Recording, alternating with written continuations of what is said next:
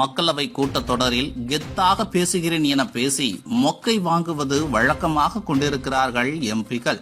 எப்போது பார்த்தாலும் மத்திய அரசை குறை சொல்வதில் மட்டுமே பேசியிருக்கிறார்களே தவிர மற்றபடி வேறு பேசுவதில்லை. கேள்வியை கேட்டுவிட்டு அதற்கு மத்திய அமைச்சர்கள் பதிலளிக்கையில் கேண்டீன் போவதை வழக்கமாய் வைத்துள்ளார்கள். மாநிலங்களவையில் பேசிய வைகோ, கடந்த 40 ஆண்டுகளில் 843 மீனவர்கள் இலங்கை கடற்படையால் தாக்கப்பட்டு கொல்லப்பட்டுள்ளார்கள் என ஆவேசப்பட்டார். இந்தியாவின் பிரதமராக மோடி பதவியேற்ற பிறகு எத்தனை மீனவர்கள் கொல்லப்பட்டார்கள்? தற்போது வைகோ கூட்டணியில் இருக்கும் காங்கிரஸ் ஆட்சியில் எத்தனை பேர் கொல்லப்பட்டார்கள் என்பது கூட தெரியாமல் வைகோ பேசினார். இலங்கையில் தமிழக மீனவர்கள் 5 பேருக்கு விதிக்கப்பட்ட தூக்கு தண்டனையை ரத்து செய்ய வைத்து இந்தியாவிற்கு கொண்டு வந்தவர்தான் மோடி. அது கூட தெரியாமல் பேசிய வைகோவை நிர்மலா சீதாராமன் வெளுத்து வாங்கினார். அதேபோல் கனிமொழி, ஆராசா, தயாநிதி போன்றோரும் வாயை கொடுத்து வாங்கி கட்டி கொண்டுதான் தமிழகம் திரும்புவார்கள். இந்த நிலையில் அந்த வரிசையில் கரூர் ஜோதிமணி அக்காவும் மத்திய அமைச்சரிடம் வாங்கி கட்டி கொண்டுள்ளார். காங்கிரஸ் எம்பி ஜோதிமணிக்கு பொறுப்புடன் நடந்து கொள்ளுமாறு மத்திய அமைச்சர் அஸ்வினி வைஷ்ணவ் அட்வைஸ் செய்த வீடியோ தற்போது இணையத்தில் வைரலாகி வருகிறது. மக்களவையில் பேசிய கரூர் எம்பி ஜோதிமணி, ஆன்லைன் சூதாட்டத்தை தடுக்க தமிழக அரசு போதிய நடவடிக்கை எடுத்த போதிலும் அதை குறைக்க முடியவில்லை என தெரிவித்தார். மேலும் தேசிய அளவில் தற்கொலை தொடர்பான தரவு மத்திய அரசிடம் இல்லை எனவும் அவர் குற்றம் சாட்டினார்.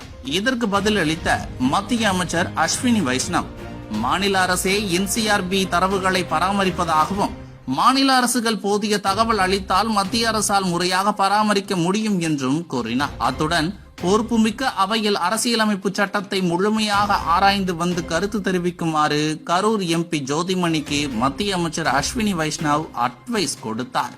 எந்த தரவுகளும் இல்லாமல் மோடிக்கு எதிராக கோஷம் போட வேண்டும் என்ற நோக்கத்தில் மட்டுமே மக்களவை, மாநிலங்களவைக்கு தமிழக எம்பிகள் செல்கிறார்கள். மற்றபடி கேண்டீன் செல்கிறார்களே தவிர தமிழக திட்டங்கள் குறித்து பேசுவதற்கு இல்லை என மக்களையே பேச வைத்து விட்டார்கள். But I also shocked to see your answer that you said regarding the suicide you are blaming NCRB, there is no data. This government is known for no data government, but at least I request you to have a very proper forming a committee or something to access the data across all the state regarding the suicide and its impact. Since you are not able to have a distinction till the time government does not bring a law, why don't it not ban online games and apps in eternity? That's what my question. Thank you. Honorable member must please understand that NCRB data is basically the data which is given by the state governments. So if your state government has given right data, then it will be reflected properly in the state. So please, Honorable Speaker Sir, I'll request the Honorable member to kindly look at the entire structure of our polity, the structure by which the Constitution puts the responsibilities under different parts of the government, and then make such comment. This is a very responsible forum.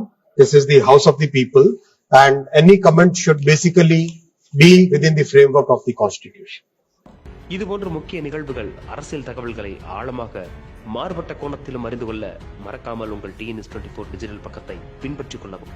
உங்கள் ஒவ்வொரு ஆதரவும் இதுபோன்ற பல நிகழ்வுகளின் பின்னணியை அறிய உதவும்.